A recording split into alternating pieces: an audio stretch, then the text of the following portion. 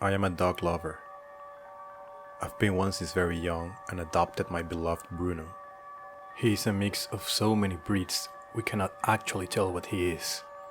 I don't really care about that, just that I love him and he loves me back. I found him while he was still a puppy, not more than a few weeks born.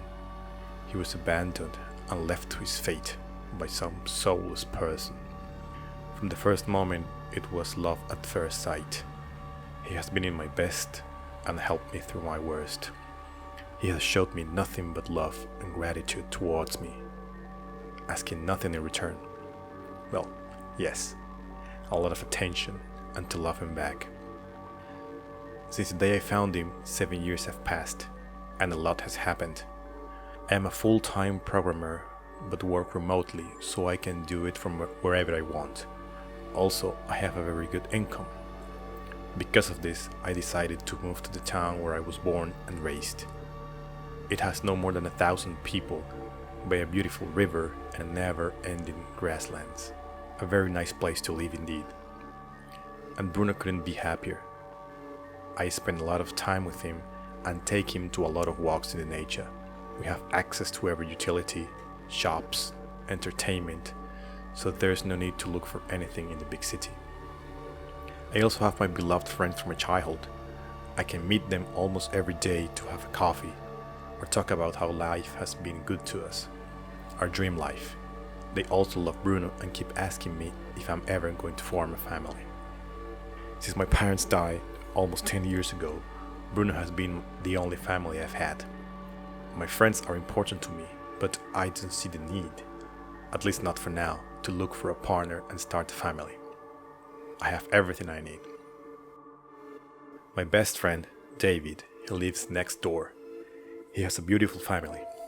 His wife, Rachel, and 2 beautiful kids, and a farm he inherited from his dad that supports all his needs. He has a lot of employees, so he actually does nothing of the hard work. He visits me often throughout the day, as he says, just to check on Bruno and me. But he only brings treats to my puppy and plays the whole time with him. Life is good. There's one situation though. You might think life is perfect in my town, and it is certainly close to it. But there's this issue. It happens from time to time. It doesn't follow any pattern. People say it happens randomly, but I don't think so.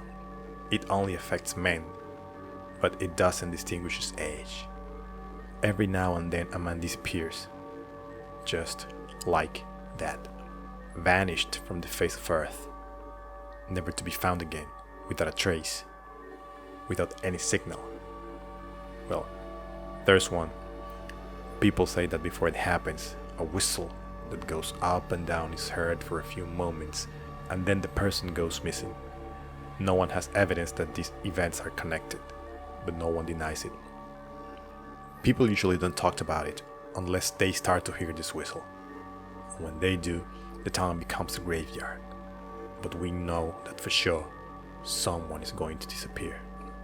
It has been almost 8 years since the last time this happened, right before I moved back into town, so people have forgotten about it.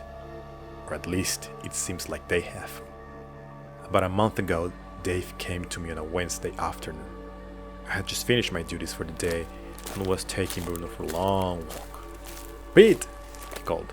"Are you taking Bruno for a walk?" "Indeed I am." "You coming?" I replied. Yeah, need to clear my mind." This answer was a bit strange. He had no money issues, had a great family, no health problems, and everything seemed to be going well. He usually told me what was going on, so I expected that soon he will reveal what was the real reason why he joined Bruno's walk. After about 10 minutes walking into the horizon in silence, he suddenly spoke. "So, Pete, have you seen Susan? Pretty girl who works at the mini market?" I knew the conversation was going to pop up again sooner or later. "Yes, I've noticed her. What about her?" I answered. "She's really beautiful. Wanna go there and say hi?" "No," I replied. His next answer was not what I expected. "I've been seeing her for a while now. We meet twice a week and have good fun. I'm planning to make it permanent." Just need to solve the Rachel issue. I was looking at him in disbelief. I was expecting another rant why I wasn't looking for a wife, and instead here was listening to my best friend talking about his affair with another woman and talking so casually about leaving his wife. "You're joking me, right?" I said. "No, I'm dead serious," he said. "You're my best friend, and I was hoping you could," but I didn't let him finish the sentence. "Look, Dave, I can't support you on this one. I cannot give you an advice on how to abandon your wife and family. Sorry, pal." After a few minutes of silence, Bruno was chasing happily a pack of butterflies. When I remembered the story my father told us when we were younger, that made me stop on my tracks. "What happened?" he said coldly. Obviously, he was mad because I did not want to help him on his quest to abandon his family. "Dave, do you remember? I mean, how could we have forgotten? Remember the story my father used to tell us when we were younger? The story about the disappearances, why men were missing to never be found again. The story of the Whistler." Dave stopped too. His face was of puzzlement. "The Whistler? What kind of jibber-jabber is that?" When we were young, my father used to tell stories to give us insight of how the world worked, or to explain events that happened. Him and some of the eldest people of the town knew by heart the explanation why men were missing. A long time ago, not far from here, lived a family. They had only one son, a spoiled son. One night he said he wanted deer for a meal, but they didn't have some. His grandfather told him to go with his father to hunt the deer, and his mother will gladly cook a great meal for everyone. So, with that in mind, and with the worst attitude, the young man left with his father to hunt. His family knew that there were no deer on those fields, and they wanted to teach him a lesson. They wanted to teach him that sometimes you have to take what's given to you and be thankful for it. When the young man heard this, he got enraged, killed his father, and put him inside a bag they were carrying. He was so happy that he was the one who taught them a lesson and started to whistle all the way back home. When he arrived, his grandfather waited for him. He asked what he had learned and where his father was. The young man just said that he had brought the deer and that his father was killed by it. Knowing that there were no deer in the area, the grandfather got suspicious. He called for the help of everyone in the town and rounded the boy. When they checked the bag on the body of the father, this enraged everyone and took the boy for punishment. They stripped him of his clothes and tied him around the tree. Then he was whipped 200 times on his back, and his wounds were washed in schnapps. When they finally released him, his grandfather gave him a big hat, an overly large shirt, and some old pants. Then he cursed him to carry his father's bones for all eternity until he paid for his crimes, and that he must also make the men who behaved improperly pay for it. "Do you remember the story now?" I told him. "Do you know how it ends?" His expression had totally changed. It was utter fear. He nodded and replied, "He punishes the drunken and the cheaters by abducting them and putting them into his bag, never to be seen again." He was almost shaking. Then I asked, afraid of the answer, "Dave, have you heard a whistling recently?" "No," he said. Then his expression changed again, relieved. "That's just stories of crazy people. No offense to you, father." None taken. Several days passed and nothing out of ordinary happened. I was starting to think that he was right and those were wacky stories. Until yesterday. He knocked on my door and told me, "It's ready. I'm telling her tomorrow. I am going to marry Susan. Let's go for a walk." I took Bruno and followed. I knew him well enough to know that I wasn't going to change his mind, but at least I was going to tell him what I thought. He went for my opinion after all. After 20 minutes of walking, I began. "Look, Dave, I know I can't change your decision, but..." "Then don't try it," he interrupted. "Look, I need you to help me with..." What's that? He snapped. Suddenly, a whistling started. It was strong in our ears, and we could barely hear each other. I was terrified. My father was right, and he was coming. Slowly, the sound became quieter and quieter until it became almost a whisper. Dave seemed relieved, but I knew better. Dave, we have to go now! What? He said. What are you talking about? Remember the story? I said.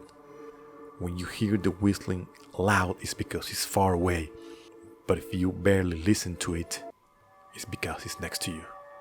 You are just mental, he said. Oh, hello again, mister. Sitting at the trunk of a tree was a very thin man. He had a big hat that was covering his head and hiding his face. He had a very dirty white shirt and ragged brown pants.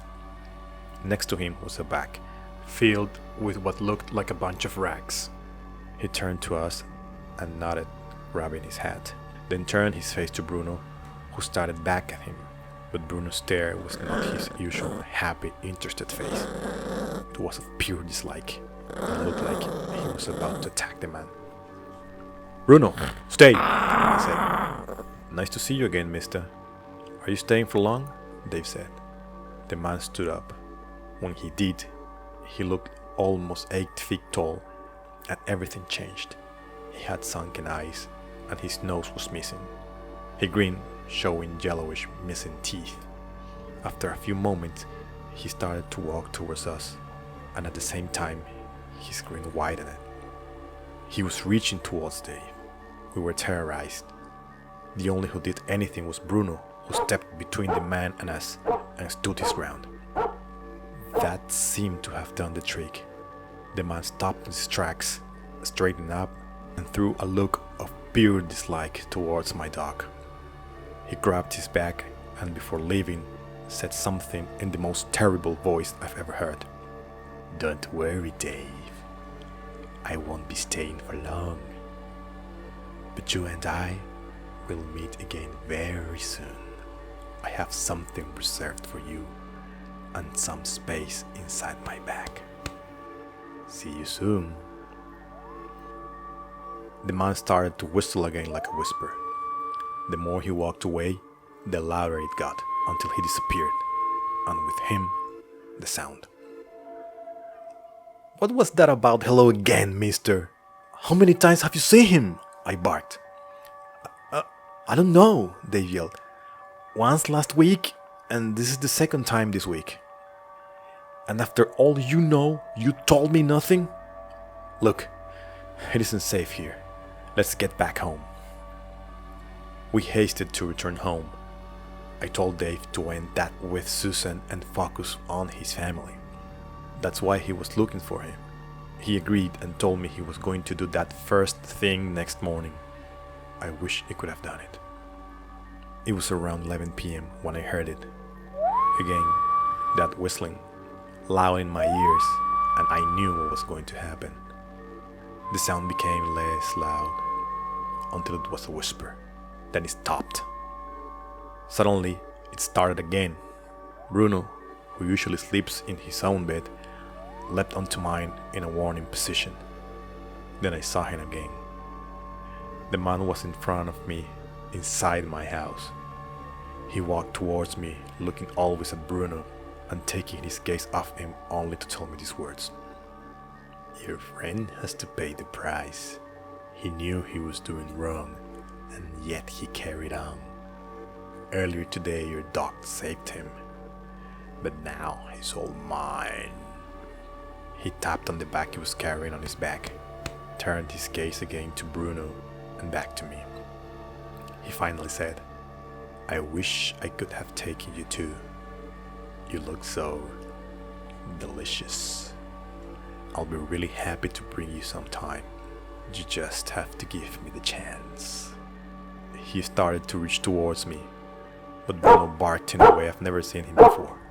The man stopped, and for the first time looked beyond mad, about to strike. Bruno stood his ground. The man turned and left, his whistling growing louder and louder until it stopped completely. I remembered then. The young man from my father's tale was afraid of only two things: dogs and whips. If I had remembered earlier. This morning has been very grim on this happy town. Nobody knows how it happened, but everyone knows who did it. Dave was taken by the Whistler. Nobody says it out loud, but they know for sure his destiny. The Whistler takes only the cheaters and the drunkards. And Rachel swears her beloved husband was none of them.